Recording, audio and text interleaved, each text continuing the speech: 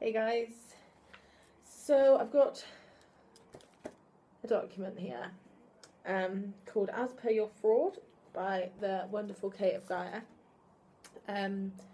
who sent me the link to this last night, and I spent this morning reading it. I mean, obviously my previous videos I've been pushing this document right here, and I was really excited when I got my seal here. Kate's come along, burst my bubble, and told me that all of that's null and void because it's all fraudulent. Because when I went to see Mr. Julian, the notary, in order to get him to notarise this document, I had to show him ID. And obviously this ID was created off of this document right here, which is my birth certificate. And at the bottom of this document, you'll see that it says, warning, a certificate is not evidence of identity. And caution, there are offences relating to falsifying or altering a certificate and using or possessing a false certificate. And we've got Crown copyright. Now I thought I'd copyrighted my name in April.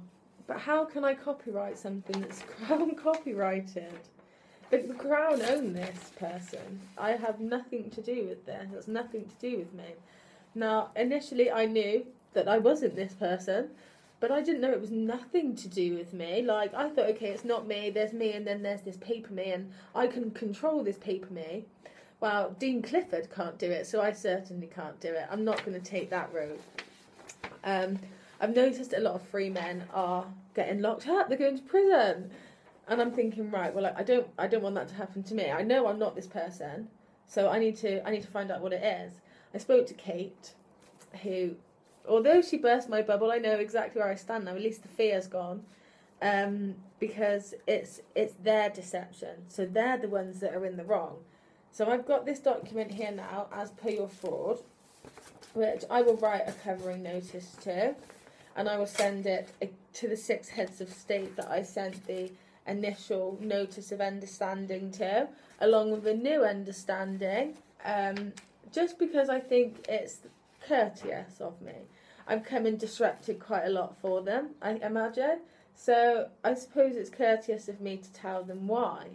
And maybe, and I mean, I still have faith in people. So I think, okay, if this is how bad it really is, maybe some of them don't know what's really going on, and we're just giving them their last chance really to wake up to it. And if they don't, and if they read these documents and they consciously choose to carry on with what they're doing, then that's their own choice, because this is a spiritual contract.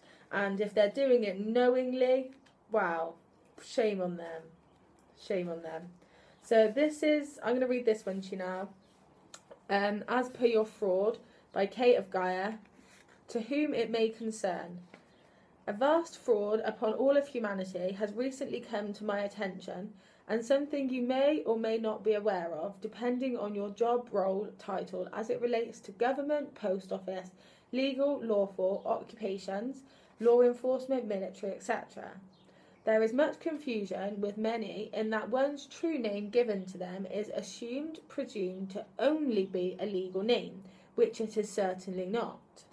The fraud is presuming one is automatically a legal name in things like mortgages, loans, tickets, fines, taxes, etc., where in fact no disclosure of the intent to commit fraud, entice a human into slavery via deception, etc., et al., from the true owner of all legal name copyrights, namely the owners or others of the Crown Corporation, has never and was never offered, rendering all things legal, lawful, null and void, since it is based on fraudulent intent ab initio, which means forever, I think.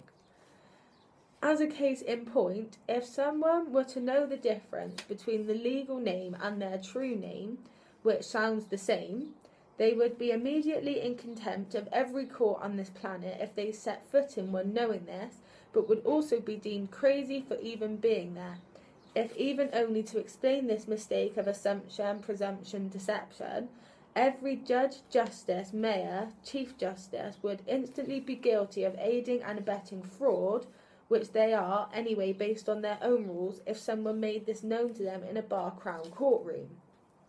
So that's why I'm not going to my court date, because it's not mine, it's theirs. They've created this person. And if I go there, even to just say it's not me, they'll think I'm crazy, because they'll be thinking, well, if it's not you, why are you here? See what I mean?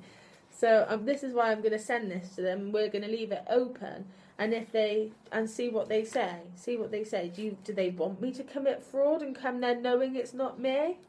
So, while it is not and never my intent to harm anyone, it is also not my intent to place anyone who is knowingly, unknowingly taking an active role in the thefts, slavery and murdering spiritually of humanity as a whole in an aiding and abetting fraud exposed position such as a judge in their courtroom, where their only defence of that exposure is to lock someone up or send them for a psych eval, etc. Regardless again of the fact that it would just be my intent to help see the frauds they are enabling every day for their police law enforcement masters whom they work for, and not the other way around, because this is a matter of the heart. That those that judge others the very thing they need to judge within themselves.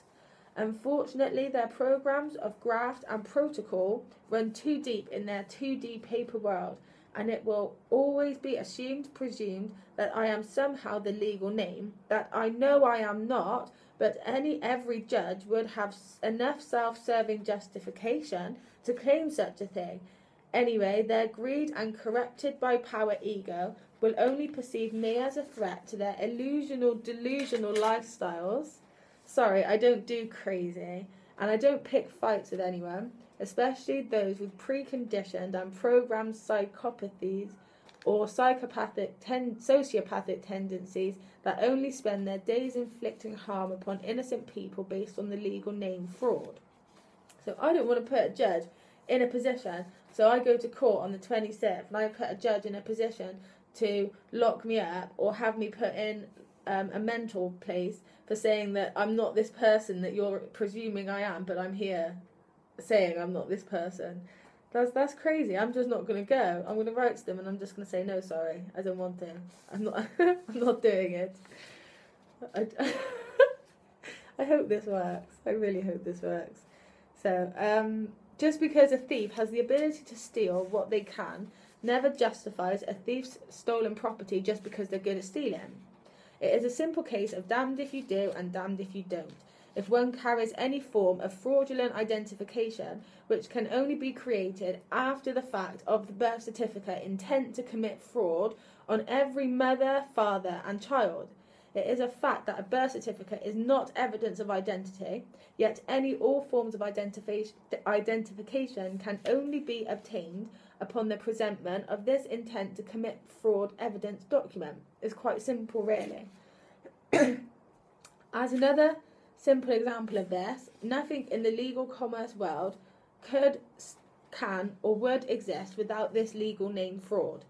It puts everyone using all forms of legal identification immediately in a state of false impersonation, fraud and countless other capital crimes for the mere free will, consent and thinking one actually is a legal name, which they are certainly not.